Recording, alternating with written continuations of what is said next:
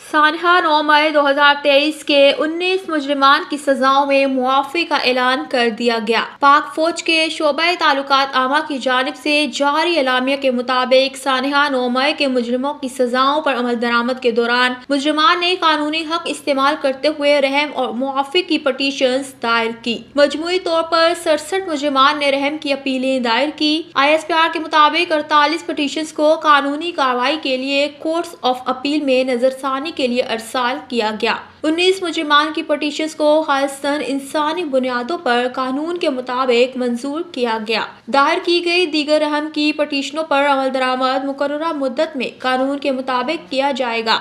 ISPR की जानिब से जारी बयान में कहा गया कि मुजरिमान को ज़ाब्ते की कार्रवाई मुकम्मल होने के बाद रिहा किया जा रहा है। दीगर तमाम मुजरिमान के पास भी अपील करने और कानून और आइन के मुताबिक दीगर कानूनी हकूक बरकरार हैं। पाक फौज के शोबे ताल्लुकात आमा की जानिब से कहा गया कि सजाओं की मुआफ़ी हमारे मुनसिफाना कानूनी अमल और इंसाफ की मजबूती का सबूत है। ये निज़ाम हमदर्दी और रहम के असूलों को मद्देनजर रखते हुए इंसाफ की फराहमी को यकीनी बनाता है। इससे कबल अप्रैल 2024 में कानून के मुताबिक इंसानी हमदर्दी की बुनियाद पर 20 मुजरिमान की रिहाई का हुक्म सादिर किया गया था।